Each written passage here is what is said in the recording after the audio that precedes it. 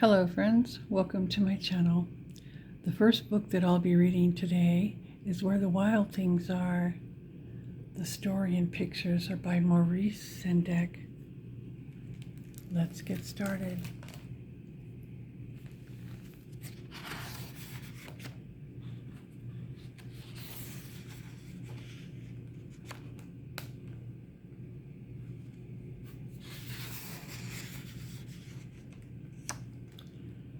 The night Max wore his wolf suit and made mischief of one kind.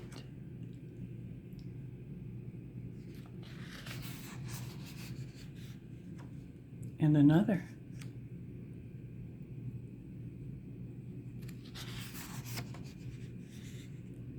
His mother called him Wild Thing, and Max said, "I'll eat you up." And he was sent to bed without eating anything.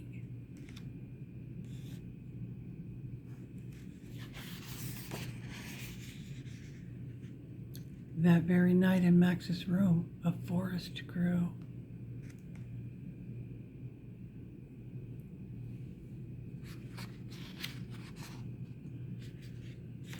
And grew.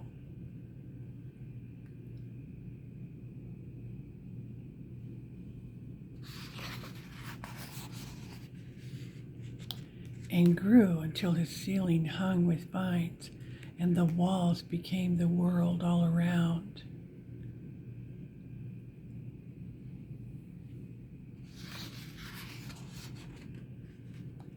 And an ocean tumbled by with a private boat for Max, and he sailed off through the night and day.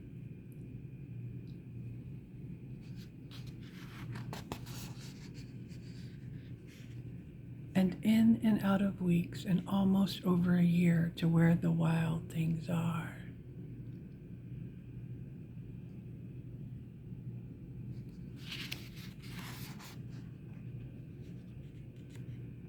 And when he came to the place where the wild things are, they roared their terrible roars and gnashed their terrible teeth. And rolled their terrible eyes and showed their terrible claws. Till Max said, "Be still," and tamed them with this magic trick of staring into all their yellow eyes without blinking once, and they were frightened and called him the most wild thing.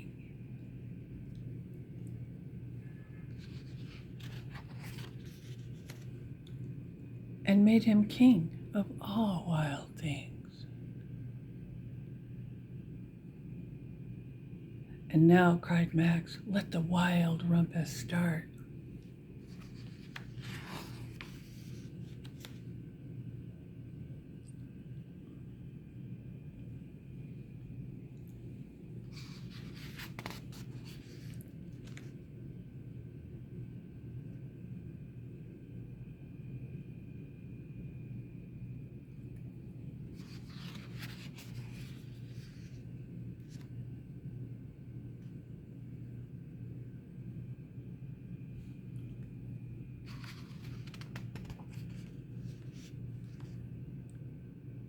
Now stop, Max said, and sent the wild things off to bed without their supper. And Max, the king of all wild things, was lonely and wanted to be where someone loved him best of all. Then all around, from far away across the world, he smelled good things to eat, so he gave up being king of where the wild things are.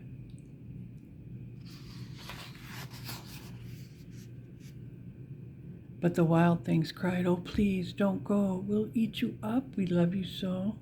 And Max said, "No." The wild things roared their terrible roars and gnashed their terrible teeth and rolled their terrible eyes and showed their terrible claws. But Max stepped into his private boat and waved goodbye.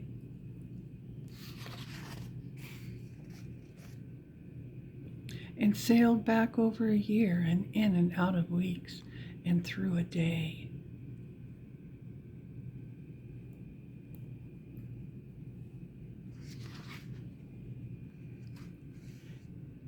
and into the night of his very own room, where he found his supper waiting for him.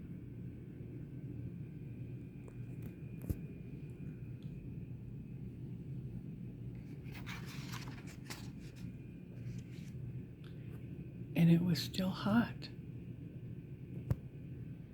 The end.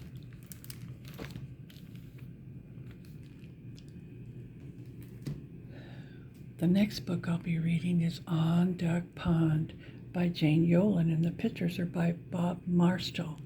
But before we do, please do me a favor, hit the like button and the subscribe button, and tell me in the comments where you're listening from. Let's begin on Old Duck Pond.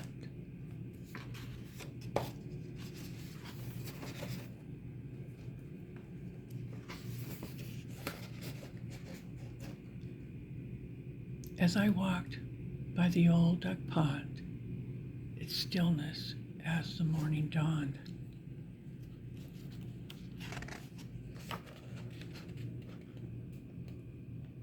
was shattered by a raucous call, a quack of ducks, both large and small. Down they splashed, the water spattered, then they chittered, whistled, and chattered.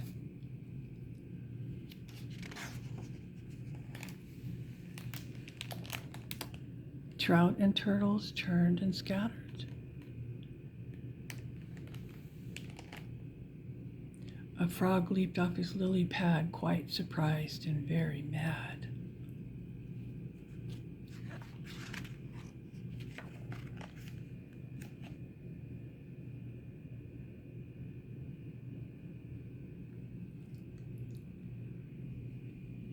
A heron flew back to her nest, tadpoles hid, which they do best.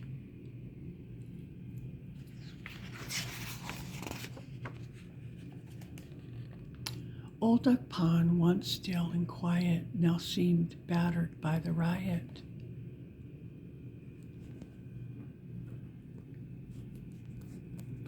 Ducks and reeds and sky and grass all trembled in the water's glass.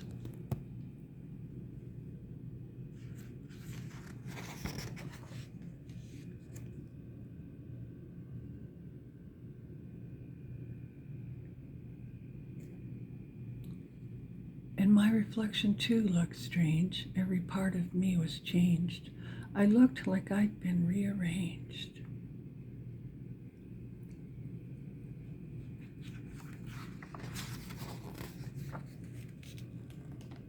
But soon the raft of ducks moved on, and soon all signs of riot gone.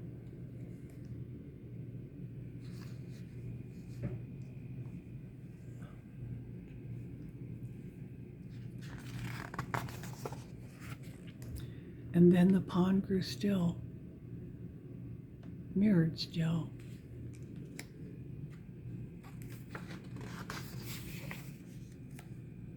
Wild things returned as wild things will.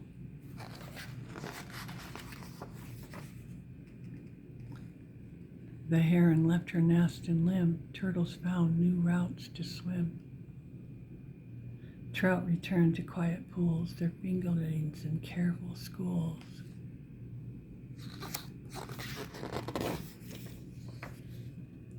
Tadpoles, troubled by the splash, now marked new water roads to dash. The frog swam back to his old pad, forgotten was the scare he had.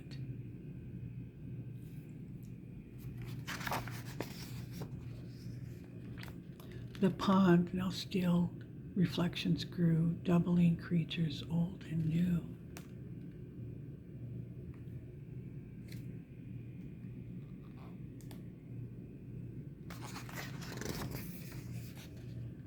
An understanding quickly dawned. We'd shared a shock and now a bond.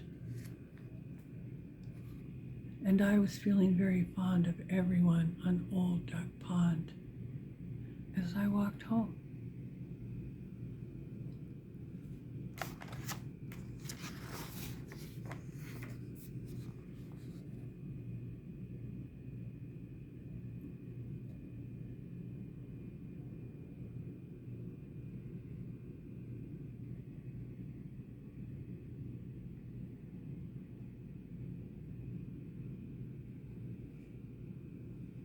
The end.